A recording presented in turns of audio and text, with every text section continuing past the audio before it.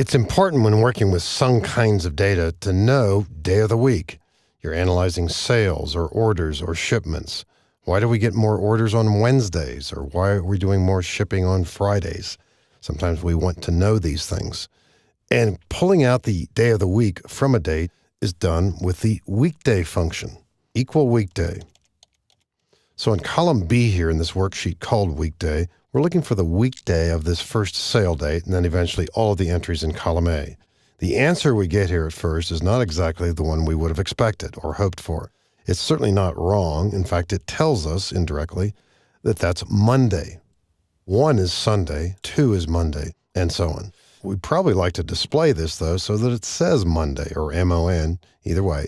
If we right-click and go into Format Cells here, we can simply, on the Number tab in Format Cells dialog box, go to the category Custom, and either put in 3Ds. Now, if I type this right here, you'll see immediately how it will be displayed. You see up above, MON. That could be fine. If you want a full day spelling, use 4Ds. There we see the Monday in the preview. So we could do that. Then double-click to copy this down the column, and we see all the different days of the week when these items were sold. Now, sometimes you want to extend this a bit further and make some controls. Possibly one approach to this would be data validation, and that's not a bad idea for column G here, but we're making sure here that the shipping dates that were sometimes put in an arbitrary way do not include Saturdays and Sundays. We don't do shipping on those days. So let's use this same function here. And since it's immediately adjacent to our data, we could simply copy this formula to the right. Using Control-C, pop over here, Control-V, that's one way to do it. We've got an answer. That's a Wednesday, double-click. Whoops, we got a Sunday, we got a Saturday, we got a Saturday. We'd like to screen those out. And what we ultimately want to see here in column G is an adjusted date wherever appropriate. So we can use an if function here to check for the weekday. So we'll start off by simply saying if the weekday of F2 equals 1. That means if it's a Sunday, what do we want to do with that day? We want to take this date and add 1 to it, comma. Now, if that's not true, then we want to check to see if the weekday of that cell F2 is equal to 7. That's Saturday.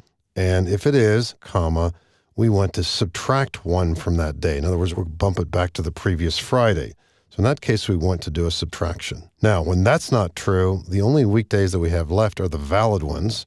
And so in those cases, we'll use the same date that we actually see there, the one in F2. So right parenthesis to close the second if, another right parenthesis for the first one. This should get adjusted. Our adjusted shipping date in the first example will not change because it was a Wednesday.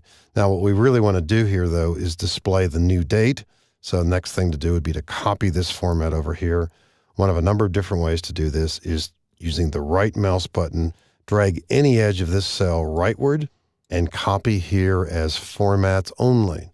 So that's the valid date. It's going to stay the same. The next one should jump to the 25th. And that's what happens. Next one's okay.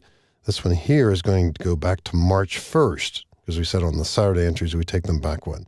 And so you can see how that's playing out, and I'll double click to copy it downward. The weekday function, used along with the if function, allows us to make a check and take any of those Sunday dates, turn them into Monday dates, and to turn the Saturday dates into Friday dates to make these adjustments. There we are. And so the weekday function is a powerful tool for letting us analyze day of the week type information in calculations.